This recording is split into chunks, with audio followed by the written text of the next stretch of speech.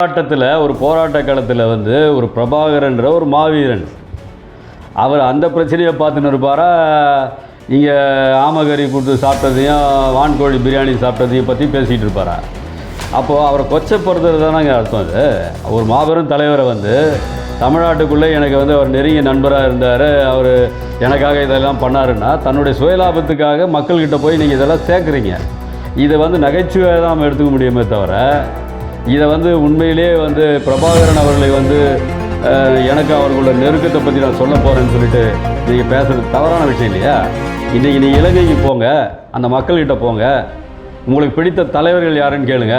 ஒரு ஆளாவது இங்கே இருக்கக்கூடிய சீமானவர்களை எனக்கு பிடிக்கும் அப்படின்னு ஒன்று சொல்லிட்டாங்க அப்படின்னா நான் வரவேற்கிறேன். இது அண்ணாமலை சாருக்கு சாட்டிஸ்ஃபைடான பட்ஜெட்டுன்னு சொல்லக்கூடாது, மக்களுக்கான பட்ஜெட்டு. மக்களுக்கு தான் சாட்டிஸ்ஃபைட் ஆகணும். அண்ணாமலைக்கு சாட்டிஸ்ஃபைடாக வச்சு நம்ம என்ன பண்ண போகிறோம்?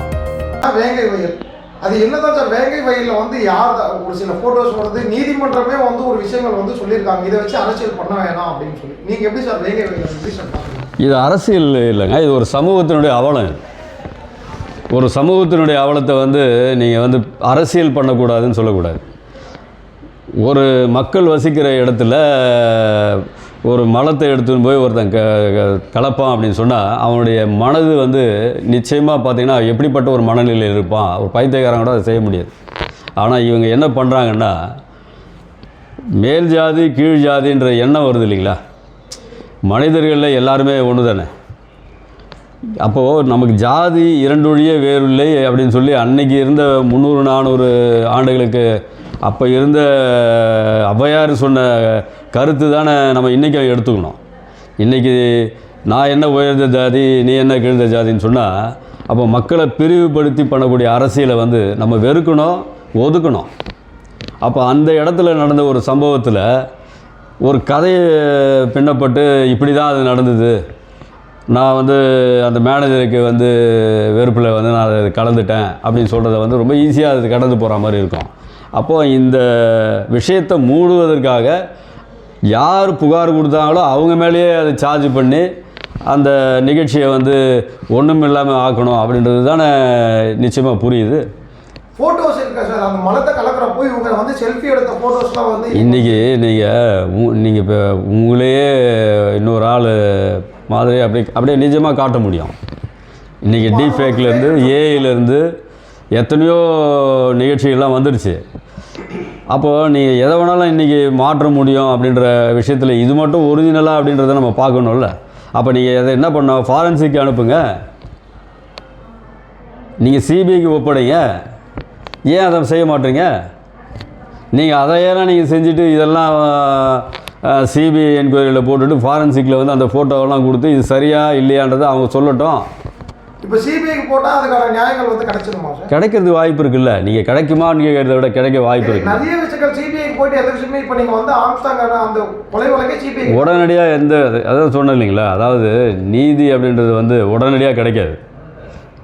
என்கொயரின்னு ஒன்று நடக்கணும், எல்லாரையும் விசாரிக்கணும், இதுக்கான ரூட் காஸ் என்ன, எங்கேருந்து வந்தது அதை பார்க்கணும் இல்லைங்களா. எடுத்த உடனே அவரை வந்து இவர் தான் குற்றவாளி, இவரை உடனே பிடிச்சி போடு, இவருக்கு தண்டனை கொடுத்துருன்னு சொன்னால் அவர் நியாயமானவராக கூட இருந்திருக்கலாம்ல. அப்புறம் இன்றைக்கி தண்டனை வழங்கினதுக்கப்புறம் வந்து அவர் நியாயவாளின்னு சொல்லிவிட்டு இப்போ குற்றவாளின்றதுனால அவர் தண்டனை கொடுத்துட்டிங்கன்னா மிகப்பெரிய ஒரு நீதியை வந்து அது மறுக்கப்பட்டதாக மாறிடும். இப்போ பக்கத்தில் வந்து அரபு கண்ட்ரிஸ்லாம் பார்த்தீங்கன்னா ஒரு தப்புனா உடனே வந்து நீதி கிடைச்சிதுங்கல்ல. ஒருத்தன் வந்து இப்போ ரீசெண்டாக ஒரு நியூஸ் வந்து பார்த்தோம், ஒரு பெண் வந்து ஒரு ஆண் நண்பரோட வந்து பிறந்தநாள் கொண்டாடிருக்காங்க. ஸோ அதுக்காக வந்து ஒரு மிகப்பெரிய தண்டனை வந்து அரபு கண்ட்ரி வந்து கொடுத்துருக்கு. பக்கத்துலேயே வந்து நிறைய கண்ட்ரீஸில் வந்து அந்த மாதிரி ஒரு எளிமையான முறையில் வந்து நீதி கிடைக்குது. நம்மளது மட்டும் ஏன் லேட்டாகுது? அதனால தான் அகைன் அண்ட் அகைன் கேட்குறது. நம்ம மற்ற நாடுகளோட நம்ம கம்பேரிசன் பண்ணக்கூடாது. நம்முடைய இந்திய அரசியலமைப்பு சட்டம் வேறு, அவர்களுடைய முகமதியல் சட்டம் வேறு. அவங்க கண்ணுக்கு கண் அப்படின்றது தான் அவங்களுடைய சட்டத்தில் இருக்குது. அப்போ நமக்கு அப்படி கிடையாது. எந்த குற்றவாளிகளாக இருந்தாலும் கூட அவர்களுக்கு தகுந்த விசாரணைகளையும் நீதிகளையும் வழங்கணுன்றது வந்து நம்மளுடைய சட்டத்தில் இருக்கிறதுனால அந்த வாய்ப்பை கொடுக்குறாங்க. இப்போ ரீசெண்டாக பார்த்துருப்பீங்க, ஒரு போலீஸ் அதிகாரி இன்ஸ்பெக்டர் வந்து ஒரு பெண்ணுக்கிட்ட ஃபோட்டோ வந்து கேட்குறாரு, அவருக்கு வந்து இன்னைக்கு காத்திருப்பு போடல, அதுக்கான ஆதாரங்கள் இருக்குல்ல, இப்போ அந்த மாதிரி வந்து ஒரு உடனே கொடுத்துருங்க. நிச்சயமாக அந்த மாதிரி விஷயம் வரும்போது உடனடி டிபார்ட்மெண்ட் என்கொயரி பண்ணணும். அப்படி தவறு செஞ்சுருந்தாருன்னா அவரை ரிமூவ் ஃப்ரம் சர்வீஸ் பண்ணணும். அவர் சஸ்பென்ஷன் பண்ணி அவரை இன்னொரு இடத்துக்கு எடுத்துகிட்டு போய் அவரை மாற்றம் பண்ணதுனாலே அது அந்த தண்டனைக்கு நீங்கள் அது ஒரு தண்டனையாகவே நம்ம எடுத்துக்க முடியாது. இப்போ அதே மாதிரி உதவி ஆய்வாளர் பிரணீதான்னு சொல்லி ஒரு உதவி ஆய்வாளர் என்ன பண்ணுறாங்கன்னா, விசிகா கட்சியை சேர்ந்த நிர்வாகி வந்து என்னை தாக்கிட்டதான் சொல்லி அதுக்கப்புறம் இப்போ ஹாஸ்பிட்டலில் போயிட்டு அட்மிட் ஆகுறாங்க. அது வந்து ஒரு விசாரணைகள் நடக்குது. விசாரணைகளில் வந்து தெரியுது அந்த அம்மா வந்து பொய் சொல்லியிருக்காங்க அப்படின்னு. அது மிஞ்சி போனால் 5 நாள்லேயே வந்து அந்த ரிசல்ட் வந்துச்சுல, அதை தான் வந்து கேட்குறீங்க. நீதிமன்றத்துக்கு போனால் மட்டும் காலங்கள் வருடங்கள் வந்து கடந்து போகுது. ஏன் இப்போ வந்து டெக்னாலஜி நிறைய வந்துருச்சுங்களா, இப்போ நீங்கள் ஈஸியாக வந்து செக் பண்ணிட்டு போயிட்டே இருக்கலாங்க. இல்லை, நீங்கள் சொல்கிற விஷயங்கள் வந்து ஒரு ஃபிசிக்கலாக வந்து ஒரு பாதிக்கப்பட்டிருக்காங்கன்னா ஒரு மெடிக்கல் ரிப்போர்ட் எடுத்துருவாங்க. அதில் நீங்கள் எலும்பு உடஞ்ச மாதிரி நீங்கள் சொன்னீங்கன்னா அது எக்ஸ்ரே எடுத்தால் அது உடஞ்சுதா இல்லையான்னு தெரிஞ்சிடும், போய் உடனடியாக நிரூபிக்கப்படும். பல விஷயங்களில் வந்து காவல்துறையிலே அது முடிச்சிடுறாங்க. நீதிமன்றத்துக்கு போகிறதுக்கு முன்னாடியே காவல்துறையை அதை கண்டுபிடிச்சிட்டாங்கன்னா அங்கேயே அது அந்த விசாரணைக்கு ஏற்ற மாதிரி அந்த தண்டனையும் கொடுத்துருவாங்க. ஆனால் நீங்கள் சொல்கிறது வந்து இது விசாரணைக்கே போகாத போது, நீதிமன்றத்துக்கே போகாத போது அந்த வழக்கில் வந்து சீக்கிரமாக இங்கே கிடச்சிச்சு அங்கே கிடைக்கலன்னு சொல்கிறது வந்து மாறுபட்ட கருத்து. சார், இப்போ 91ல் ராஜீவ்காந்தி வந்து கொலை செய்யப்படுறாரு. அதுக்கான நீதி எப்போ கிடைக்குதுன்னு பார்த்தீங்கன்னு வச்சுக்கோங்களேன், 97, 98 2000 தான் கிடைக்குது. அதுக்கப்புறம் கொலை பண்ணவங்களே வெளியில் வராங்க. அப்போ நீதி இப்போ நான் கொலை பண்ணேன்னா அப்போ நான் வந்து நல்லவனா? நீங்கள் சொல்லுங்கள். கொலை பண்ண நல்லவனான்னு எந்த காலத்துலையும் நம்ம சொல்ல முடியாது. நீதிமன்றம் இப்போ ரிலீஸ் பண்ணிச்சுங்களே, அதுக்காக வந்து திமுக வந்து டீ பார்ட்டியே கொடுக்குறாரு முதல்வர் ஸ்டாலின் சார். அது தவறுன்றது அவர் தான் உணரணும். ஒரு குற்றவாளியை வந்து அவர் நிரபராதின்னு வெளியில் வந்திருந்தாருன்னா பரவாயில்ல. அவர் குற்றவாளின்றது தான் சொல்லி அவருக்கான கருணை மனுவில் தான் வெளியில் வராங்க. கருணை அடிப்படையில் வர்றது குற்றவாளி இல்லைன்றதெல்லாம் அர்த்தம் கிடையாது. இது அரசியலினுடைய லாபத்துக்காக செய்யக்கூடிய ஒரு வேலை. நான் செய்யலைன்னா இன்னொருத்தன் செஞ்சுருவான். அந்த வாய்ப்பை வந்து அடுத்த கட்சிக்காரன் பயன்படுத்தி கூடாதுன்றதுனால முன்னாடி இவர் பண்ணிக்கிறார். அது தவறான முன்னுதாரணன்றதை வந்து ஆட்சியாளர்கள் புரிஞ்சிக்கணும், அவ்வளோதான். ஏன் இந்த கேள்விகள் கேட்குறன்றது நீங்கள் புரிஞ்சிருப்பீங்கன்னு நினைக்கிறேன். ஏன்னா அவர் வந்து கொலை குற்றவாளி வந்து நீதிமன்றத்தால் வந்து அவங்களுக்கு வந்து ஒரு தூக்கு தண்டனைகள் அதுக்கப்புறம் வந்து கேன்சல் ஆகுது. இப்போ வந்து ரிலீஸ் ஆகிட்டாங்க. ஸோ அப்போ எப்படின்னா, இப்போ நான் வந்து அவ்வளோ பெரிய பாரத பிரதமரையே வந்து கொண்டாங்க. அப்போ ஈஸியாக வந்து அப்போ சட்டங்கள் வந்து அப்போ எல்லாருமே வந்து கேள்வி கேட்குற அளவில் இருக்குது. ஒரு நாட்டு பிரதமர் கொண்டவங்களே இன்னைக்கு ஈஸியாக வந்து வெளியில் வந்து சுற்றிட்டு இருக்காங்க. ஸோ அப்போ சட்டங்கள் வந்து இப்படி தான் இருக்கா அப்படின்ற மாதிரி இல்லை. அதாவது சட்டங்களில் வந்து கடுமையாக தான் இருக்குது. ஈஸி அப்படின்றதெல்லாம் கிடையாது. அவங்களுடைய லைஃப்பை வந்து முடிச்சுட்டு தான் வெளியில் வராங்க. ஒரு கருணையினுடைய அடிப்படையில் அவங்க வராங்க. அதாவது வரும்போது அவங்க என்ன சொல்கிறாங்கன்னா, நாங்கள் வந்து செய்யாத ஒரு தவறுக்கு நாங்கள் வந்து தண்டிக்கப்பட்டிருக்கோம் அப்படின்றது தான் சொல்கிறாங்க. அப்போ இன்னும் நம்ம அதை ஆராய்ஞ்சு பார்க்கணும். அதை வந்தவங்க எல்லாருமே வந்து நம்ம குற்றவாளிகளாக உறுதிப்படுத்திட்டாங்களா அப்படின்னு நம்ம கேட்டோம் அப்படின்னு சொன்னீங்கன்னா அது டவுட்ஃபுல்லான ஒரு கேள்வி தான். அது அப்போ வந்து இப்போ நளினி, சாந்தனி இவங்கெல்லாம் வந்து குற்றவாளியே இல்லைன்னு நீங்கள் சொல்ல வரீங்க? குற்றவாளிகள் இல்லைன்னு நான் சொல்ல வரல. குற்றவாளிகளோடு இவர்கள் வந்து உதவி இருக்கிறார்கள் மட்டும்தான் அதில் இருக்கிறத தவிர நேரடியான தொடர்பு இருக்கிறதா அவங்க ஒன்றும் சொல்லலை. அதில் இப்போ அவங்க வந்து ஓப்பன் ஸ்டேட்மெண்ட்டை கொடுத்துருக்காங்களே நளினி என்ன சொல்கிறாங்கன்னா, அவங்க வந்து அந்த வெயிலில் வந்து வராங்க. அப்போ வந்து ஒருத்தரோட அந்த தொடர்பில், அதான் முருகனோட தொடர்பில் வந்து ஒரு குழந்தைகள் பிறகு அந்த குழந்தைகள் வந்து வெளிநாட்டில் இருக்குது.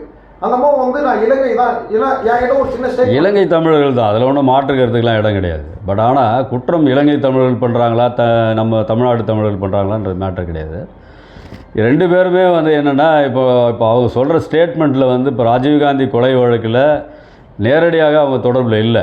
ஒரு பேட்ரி வாங்கி கொடுத்தேன் எனக்கு தெரியாதுங்க அப்படின்ற லெவலில் தான் இருக்குது. அப்போ அதை வந்து நம்ம பார்க்கணும். இப்போ நான் கூட நீங்கள் கேட்குறீங்க, நீங்கள் ஒரு கேமராமேன் ஒரு பேட்ரி கேட்குறீங்க, நான் வாங்கி கொடுத்தேன், நீங்கள் போய் வெளியில் பாம்பு வச்சுருவீங்க, அதனால் நான் பேட்ரி வாங்கி கொடுத்ததுனால நான் குற்றவாளி ஆகிட முடியுமா? அப்போ நீங்கள் என்ன செய்ய போகிறீங்கன்னு எனக்கு தெரியாதுல்ல. எனக்கு தெரியாத விஷயத்தை நீங்கள் பண்ணும்போது இப்போது என்கொயரின்னு வரும்போது என்னையும் தான் சேர்த்து விசாரிப்பாங்க. அப்போ பேட்ரி வாங்கினதுனால நானும் தானே உள்ளே வரணும்.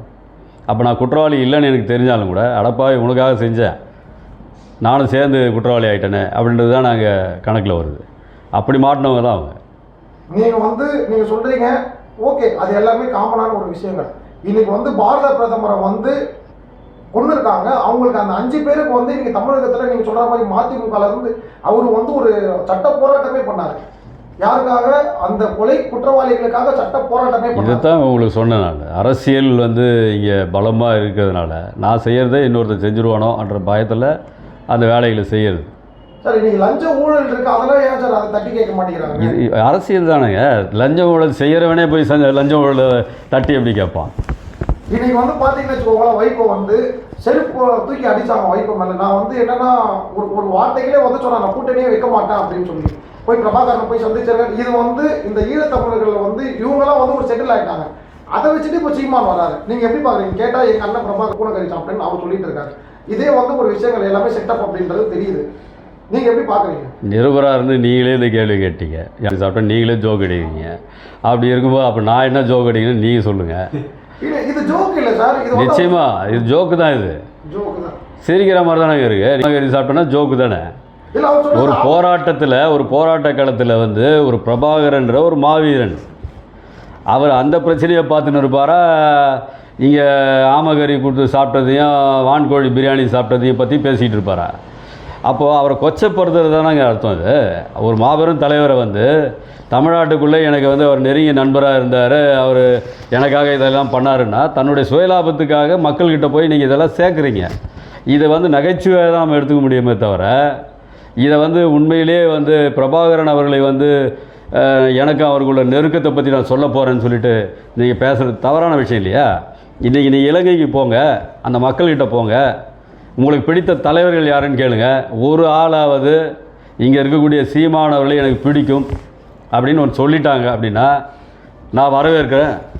அப்படியான வார்த்தையே அங்கே இல்லையே சார். இப்போ பிரபாகரனோட அண்ணன் பையன் அவர் வந்து ஒரு பேட்டியில் வந்து சொல்கிறாரு, எங்கள் வீட்டில் வந்து சீமானன்னு சொன்னாலும் என்னை அடிப்பாங்க. அதுக்கு வந்து ஒரு நிருபர் வந்து கேட்கறதுக்கு வந்து சீமான் என்ன சொல்கிறாருன்னா அவங்கதான் பிக்காளி பையன் அப்படின்னு. அப்படி தான் சொல்லணும். அவர் உண்மையை சொல்கிறவங்களாம் பிக்காளி பையன் தானே.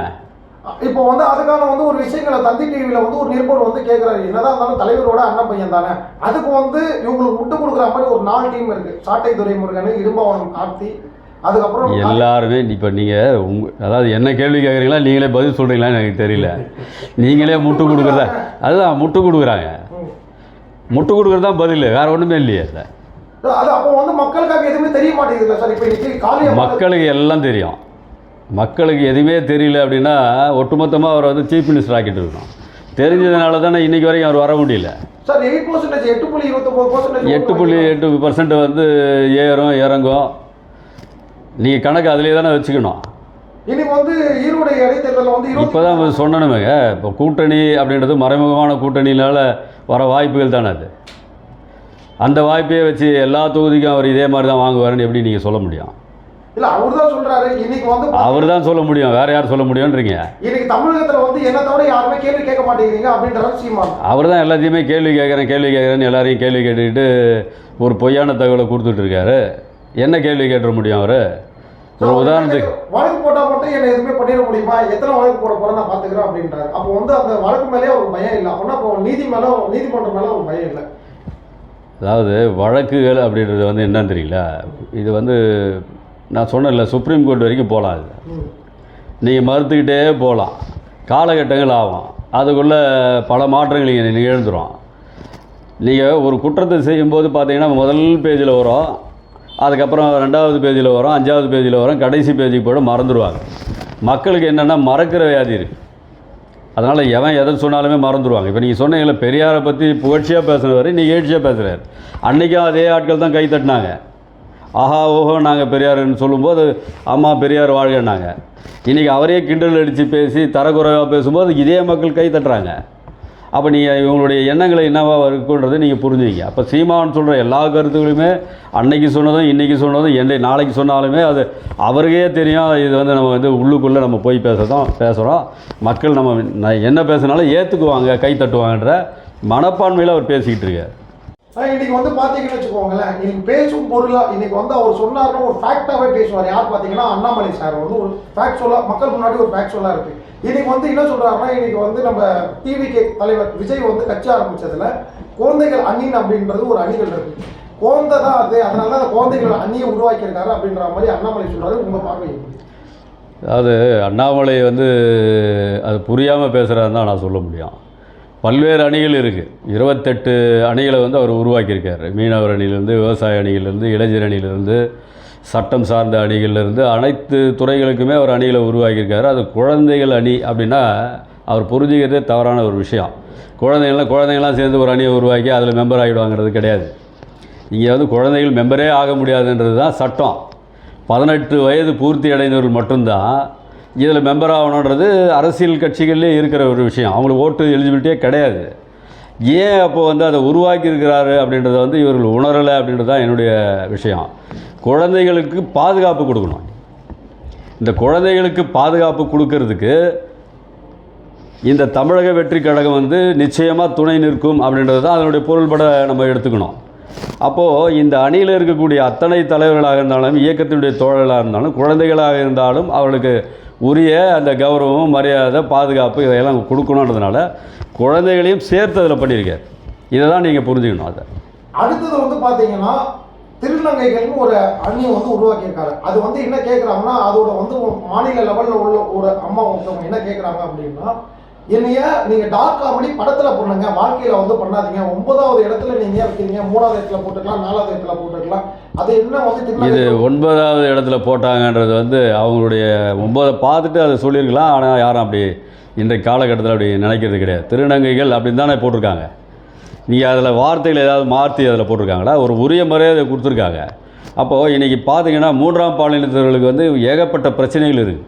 அவங்களுக்கு வந்து உரிய அங்கீகாரம் இல்லை, அவங்களுக்கு பர்சன்டேஜே கிடையாது. வேலை வாய்ப்புகள்லேயும் சரி, பல சலுகைகளிலும் அவங்களுக்கு வாய்ப்புகள் கிடையாது. போது தவறான வழிகளுக்கு போகிறதுக்கான வாய்ப்புகளை வந்து தடுக்கணும்.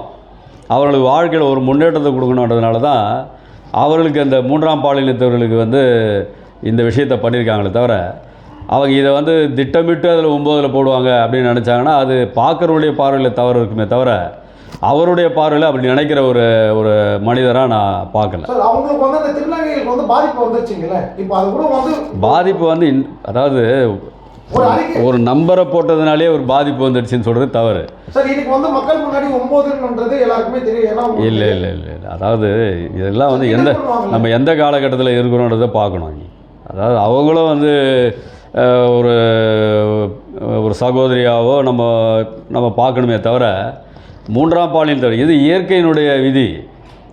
அவர்களாக தேடிக்கிட்டது கிடையாது. இது ஒரு தாயும் தகப்பனும் வரும்போது குரோமோசோம்ஸினுடைய மாற்றங்களில் நடக்கக்கூடிய விஷயங்களே தவிர, அதனால் வந்து ஒரு 3ஆம் பாலினத்தினர் மேலேயே ஒரு தவறை சொல்லிட்டோம் அப்படின்றது அவர்களை வந்து கேலியாகவும் கிண்டலாகவும் பார்க்குற விஷயங்கள் இருக்கக்கூடாது. அவர்களுக்கான அங்கீகாரத்தை கொடுக்கணும், அவங்களுடைய வாழ்க்கை தரத்தை உயர்த்தணும். அப்படின்றதுனால யாருமே செய்ய முடியாத விஷயத்தை இன்றைக்கி தமிழக வெற்றி கழகம் செஞ்சுருக்காங்கன்னா அதை பாராட்டணுமே தவிர, யாரையோ ஒருத்தரை வச்சு இதை ஒரு பேசும் பொருளாக மாற்றுறதுக்கு முயல்றாங்கன்றது தான் அதனுடைய அர்த்தமாக தெரியுது எனக்கு. சார் இன்னைக்கு வந்து விஜய் சார் வந்து கட்சி ஆரம்பித்து 2 ஆண்டுகள் இருக்குது. இதுவரையும் மக்களை சந்திக்கவே இல்லை. அவர் வந்து இன்னுமே வந்து சில பேச்சுக்கள் இருக்குது. இன்னைக்கு பி.கே. சேகர் பாபு சாராக இருக்கட்டும், இன்னைக்கு வந்து பிரேமலதா விஜயகாந்த் அம்மா இருக்கட்டும், எல்லாமே என்ன சொன்னாங்க, நீங்கள் வந்து மக்களை சந்திங்க, பத்திரிகையாளர் சந்திங்க அப்படின்றாங்க. இதுவரையும் அவர் வந்து ஒரு ஏதோ நான் வியூகம் அமைக்கிறேன்ற மாதிரி இருக்குது. ஏன் வந்து அவர் மக்களை சந்திக்க மாட்டேங்குது? மக்களை சந்திக்கலைன்றது நீங்கள் தான் கேள்வி கேட்டுருக்கீங்க. ஏற்கனவே அவர் மக்களை சந்திச்சுட்டு தான் இருக்கார். இதுக்கு முன்னாடி பார்த்தீங்கன்னா மக்கள் இயக்கமாக இருந்தது.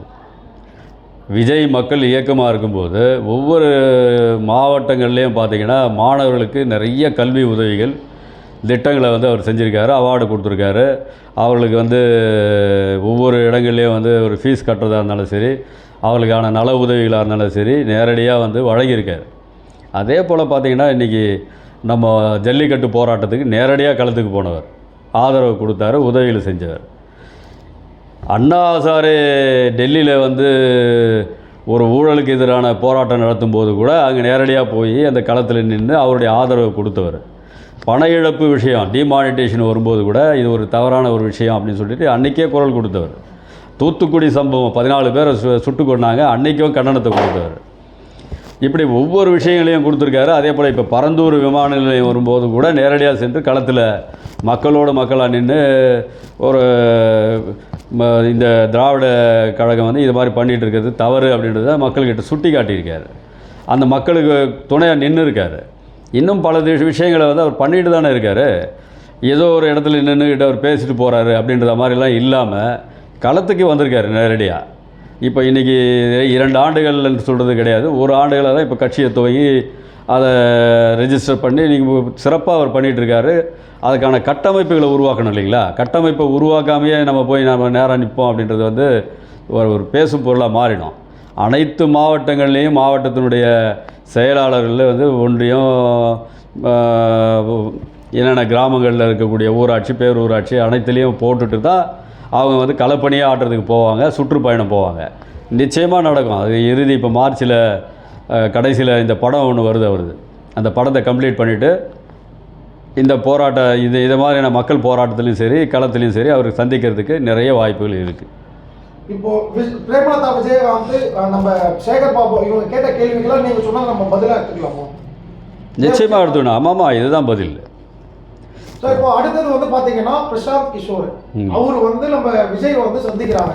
அவர் எப்படி சந்திக்கிறாங்கன்னா ஆதவ் அர்ஜுன் வந்து நீங்கள் யாருமே தெரியாத இருந்தது. இன்னைக்கு வந்து நம்ம அம்பேத்கர் சாரை பற்றி வந்து பேசிட்டு திருமாவளவன் கட்சியில் இருந்துட்டு இன்னைக்கு வந்து பிரசாந்த் கிஷோர் வந்து கூட்டிகிட்டு வந்ததே இன்னைக்கு வந்து நம்ம ஆதவ் அர்ஜுன் சார் தான். பார்க்குறவங்க என்ன சொல்கிறாங்கன்னா, சில பேர் நம்ம சீமான்றது எல்லாமே என்ன சொல்கிறாங்கன்னா, பணம் அதிகமாக இருக்குது, அதனால் எப்படி செலவு பண்ணணும்னு தெரியல, அதனால வந்து அங்கங்கே வந்து கூட்டிகிட்டு வராங்க அப்படின்ற மாதிரி சில பேரோட பார்வைகள் இருக்குது. நீங்கள் எப்படி பார்க்குறீங்க? இதுக்கு முன்னாடி ஸ்டாலின் அவர்கள் கூட இதே பிரசாந்த் கிஷோரை கூப்பிட்டுருந்தார். அவர்கிட்ட போய் இவர் சொல்லியிருக்க வேண்டியதானே, வாய் கொழுப்பு, இவர் பண கொழுப்பு அதிகமாக இருக்குது, ஏன் கூப்பிட்டாருன்னு கேட்டிருக்க வேண்டியது தானே. ஸோ எடப்பாடி இப்போ அதிமுகவில் கூப்பிட்டு அவரை வச்சு பண்ணணும்னு நினைக்கிறாங்க. சொல்ல வேண்டியதானே பண கொழுப்பு இருக்குதுன்னு சொல்லிவிட்டு. அப்போ இவரை மட்டும் நீங்கள் சொல்லணும்னு நினைக்கிறது வந்து என்ன மாதிரியான அரசியல் உங்களுக்கு? சீமான் பேசுகிறாரு அப்படின்றத வந்து நீங்கள் பெருசாலாம் எடுத்துன்னு பேசாதீங்க. மக்கள்கிட்ட அது நகைச்சுவையாக தான் இருக்கும். இல்லை சார், அவரு ஏன் சீமான் நாங்கள் சொல்கிறோம் அப்படின்னா, இன்றைக்கி வந்து ஆக்டிவாக இருக்க அரசியல் தலைவரில் அவரு தான். இன்றைக்கி வந்து நேற்று ஒரு பிரச்சனை நடக்குதோ உடனே வந்து களத்தில் போராடுறதெல்லாம் கிடையாது. நீங்கள் மீடியா முன்னாடி பேசுகிறாரா? இல்லை, அதுதான் மீடியா முன்னாடி பேசுகிறாரு. இதுதான் பதில். பேசுகிறாரா? அது கூட சில தலைவர்கள் பேசலையே, அதாச்சும் அவர் பேசுகிறாங்களே. பேச்சுக்கும் செயலுக்கும் நிறைய வித்தியாசம் இருக்குங்க. இப்போ விஜய் அவர்களை நீங்கள் கேட்டிங்கன்னா, நாங்கள் செயலாற்றுவோம் அப்படின்றார். பண்ணியிருக்காரு. பல நற்காரியங்களை மக்களுக்கு எடுத்து போய் சேர்த்துருக்காரு. நான் தான் சொன்னேன் இல்லைங்களா, விஜய் மக்கள் இயக்கம்னு ஒன்று ஆரம்பித்து பண்ணியிருந்தாங்கல்ல. சீமான் மக்கள் இயக்கம்னு எதனா இருந்ததா? அவர் நடிகர் இல்லைல்ல சார், நடிகராக இருக்கணும். ஏங்க உதவி செய்கிறதுக்கு நான் நடிகனாக இருக்கணும்னு அவசியமாக என்ன? நாங்கள் கூட தான் உதவி செஞ்சுருக்கிறோம். நாங்கள் எந்த படத்தில் நடித்து உதவி செஞ்சுருக்கிறோம்? முதல்ல மனசு வேணுங்க மக்களுக்கு. நீங்கள் உதவி செய்யணும். நான் வாய் சொல்லில் வீரடி, நான் பேச மட்டும்தான் செய்வேன், உதவி செய்ய முடியாது அப்படின்றது போது என்ன மாதிரியான களமாக உங்களுக்கு இருக்கும்? அவர் கட்சியில் நிதி இல்லை, அவரே திரள் நிதி வாங்கி தான் பண்ணிட்டு இருக்காரு. திரள் நிதி என்ன ₹1 வருது? இல்லை, திரள் நிதின்றீங்களா? அது எவ்வளோ எத்தனை கோடி வருதுன்னு உங்களுக்கு தெரியுமா? தெரியும்ல. அப்புறம் எப்படி தெரியாமல் நீங்கள் பேசிகிட்டு இருக்கீங்க? இல்லை சார், அவரு சொல்றது வந்து என்னன்னா, எங்கள் கட்சியில் வந்து நிதி இல்லை. அந்த கட்சியில் நிதி இல்லைன்னு உங்களுக்கு எப்படி தெரியும்னு கேட்டேன். சீமான் தான் சொல்லுவார். அதை சீமான் தான் சொல்லணும். அதை நீ மிகப்பெரிய மேடையெல்லாம் போட்டுட்டு போராட்டம்லாம் நடத்தின்னு இருக்காரு. கட்சியினுடைய ஆர்ப்பாட்டத்தில் இவ்வளோ மக்களை திரட்டுறாரு. எல்லா விஷயங்களுக்கும் பணம் இல்லை, எப்படி வரும் உங்களுக்கு? எனக்கு கோபமே கிடையாதுங்க, நியாயம்தான் பேசுகிறேன் நான். எனக்கு என்ன கோபம் இருக்குது? அவர் என்ன பர்சனல், எனக்கு என்ன அவர் மாமனா மச்சானா? இல்லை, இப்போ ஒரு சில பேர்லாம் அவர் பண்ணுறது வந்து நீங்கள் வந்து இப்போ விஜய்க்கு வந்து அவர் சீமான் எதிர்பார்த்தது என்னன்னா, விஜய் வந்து சீமானுக்கு வந்து சப்போர்ட் பண்ணுவாங்க. இன்னைக்கு இல்லைன்னு ஒன்றுமே அவர் வந்து நீங்களே பார்த்துருப்பீங்க. விஜயலட்சுமி அம்மா அவருக்கு வந்து எல்லாருக்குமே தம்பியாக இருக்கணும்.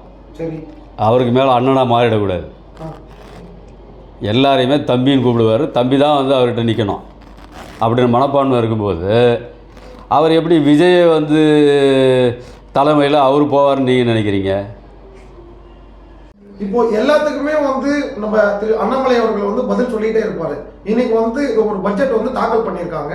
இன்னைக்கு வந்து நம்ம எப்பவும் மாதிரி வந்து தமிழகம் வந்து புறக்கணிக்கப்பட்டிருக்கு.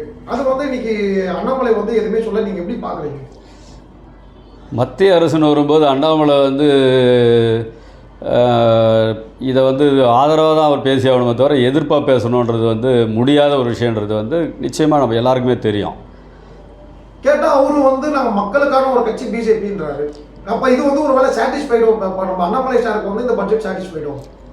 இது அண்ணாமலை சாருக்கு சாட்டிஸ்ஃபைடான பட்ஜெட்டுன்னு சொல்லக்கூடாது. இது மக்களுக்கான பட்ஜெட். இது இது எல்லாத்துக்கும் மக்களுக்கு தான் சாட்டிஸ்ஃபைட் ஆகணும். அண்ணாமலைக்கு சாட்டிஸ்ஃபைடாக வச்சு நம்ம என்ன பண்ண போகிறோம்? இப்போ இன்னைக்கு சவுக்கெல்லாம் அடிச்சிட்டாரு அண்ணா யூனிவர்சிட்டி மேட்ரு. இன்னைக்கு ஏன் இந்த பட்ஜெட்ல வந்து இன்னைக்குமே பேசும் பொருள் சீமான்ல இருந்து எல்லாமே பேசும் பொருளாக தான் இன்னைக்கு இந்த பட்ஜெட்டை வந்து கிண்டல் பண்ணிட்டு இருக்காங்க. ஏன் அதுக்கு வந்து அண்ணாமலை வாயை திறக்க மாட்டேங்கிறாரு? நீங்க எப்படி பாக்குறீங்க? இதை வந்து பேசும் பொருளாகவும் கிண்டலாகவும் நம்ம பார்க்கக்கூடாது. என்ன மாதிரியான நிதிகள் வந்து இங்கே ஒதுக்கியிருக்காங்க, தமிழ்நாட்டுக்கு தேவையான நடவடிக்கைகள்லாம் வந்து மத்திய அரசு என்ன எடுத்திருக்கு, அந்த திட்டங்களுக்கு தேவையானதெல்லாம் வந்து தமிழக அரசு பெறுவதற்கான என்ன நடவடிக்கை எடுத்தாங்கன்றது மட்டும் தான் நம்ம பேசி அதை பார்க்கணும். இப்போ அடுத்தது வந்து தமிழகத்தில் வந்து பட்ஜெட் தாக்கல் செய்ய போகிறாங்க. ஏற்கனவே பார்த்தீங்கன்னா அந்த தண்ணி போகிற அந்த காவால இருந்து நிதி ஒரு 3000 சில்லற கோடி வந்து மழைநீர் வடிகால் அது திட்டத்துக்கான நிதிகள் ஒதுக்கி இருந்தாங்க. அந்த நிதிகள் கரெக்டாக போய் சேர்ந்துதான். இந்த கேள்வியை வந்து நீங்கள் வந்து ஆளும் கட்சி திமுகவை தான் நம்ம கேட்கணும். சேர்ந்துதான்றது மக்களுக்கு எல்லாருக்குமே தெரியும். அந்த மழைநீரெல்லாம் போய் கடலில் போய் சேர்ந்துதா அப்படின்னு கேட்டிங்கன்னா சேரலைன்றது தான் அதனுடைய பதில். கட்டப்பட்டிருக்கு, துண்டு துண்டாக கட்டப்பட்டு அதுக்கான லிங்கை கொடுக்காமே வச்சுருக்காங்க. அப்போ பணிகள் இன்றைக்கு வரைக்குமே வந்து நிறைவடையாத ஒரு சூழ்நிலையில் இருந்துக்கிட்டு இருக்கு. இவ்வளோ பெரிய ஒரு 3500 கோடி ரூபாயை வந்து இந்த பட்ஜெட்டில் ஒதுக்கி இதுக்கு செலவு செஞ்சுருக்காங்க. இது உண்மையான ஒரு மக்களுக்கு ஒரு பணியாக போய் சேர்ந்துருக்கான்னு கேட்டிங்கன்னா அது நிறைவேறலைன்றது தான் என்னுடைய பதிலாக இருக்கும். மக்கள் போராளி டாக்டர் வன்னை ரவி அரசியலுக்கு வர வாய்ப்பு இருக்கா? காலங்கள் தான் பதில் சொல்லணும். அது இல்லை, இப்போ நீங்கள் எல்லாமே வந்து இப்போ திமுக கேட்கணும் அப்படின்றீங்க. ஏன்னா இப்போ நீங்கள் மக்களுக்காக போராடுற ஆள். இப்போ உங்களை மாதிரி ஆட்கள் வந்தாங்கன்னா இப்போ நீங்கள் சட்டமன்றத்தில் உங்களுக்கு ஏன்னா நீங்கள் சட்டம் தெரிஞ்சுவாங்க. ஸோ சட்டமன்றத்தில் எப்படி பேசணுன்றது தெரியுது. காலங்கள் சொல்கிறப்போ உங்களுக்கு ஒரு ஐடியா இருக்கான்றது நாங்கள் தெரிஞ்சுக்கணும். இல்லை, சூழ்நிலைகள் கால சூழ்நிலை சந்தர்ப்பங்களுக்கு ஏற்ற மாதிரி தான் நம்ம சொல்ல முடியும். இன்றைக்கி எனக்கு ஐடியா வச்சுக்கிட்டு நான் பேசவே இல்லை. நான் மக்களுக்கு வந்து என்ன செய்யணுமோ, மக்கள் என்ன எதிர்பார்க்குறாங்களோ அதனுடைய பிரதிநிதியாக தான் நான் பேசுகிறேன். நான் சட்டசபையில் போய் தான் பேசணும்னு அவசியம் கிடையாது. நான் வெளியிலேருந்து கூட ஒரு மக்கள் பிரதிநிதியாக பேசலாம் இல்லைங்களா? இப்போது காலங்கள் பதில் சொல்லுங்கன்றீங்க. அந்த காலங்கள் பதில் சொல்கிறப்ப நீங்கள் தனியாக நிற்பீங்களா, இல்லைன்னா இந்த கட்சியோடு போய் நீங்கள் ஜாயின் இதுதான் இப்போ நீங்கள் கேட்குற கேள்வியே தவறுன்னு சொல்லுவாங்க. நான் காலங்கள் பதில் சொல்லும் அப்படின்னும் போது இவ்வளோ பெரிய அடுத்த கேள்விக்கு போக வேண்டிய அவசியமே இல்லை. கேட்கறத விட அந்த அதிகாரம் உங்ககிட்ட இருந்துச்சுன்னா இன்னைக்கு நீங்கள் 100% பண்ணுறீங்கன்னா 200% பண்ணுவீங்க. அதனால தான் வந்து நீங்கள் கேட்குறதுக்கு நீங்கள் திரும்ப திரும்ப கேட்குற ஒரே பதில் என்னென்னா, அடுத்தது நான் எம்எல்ஏ ஆகிறதுக்கு நான் எந்த கட்சியில் போய் ஜாயின் பண்ணிக்குவேன், இதுதான் உங்கள் கேள்வி. அதுக்கான வாய்ப்புகளை வந்து காலம்தான் பதில் சொல்லணும் அப்படின்றது தான் என்னோடய ஒரே ஒரு பதில். நன்றி. நன்றி.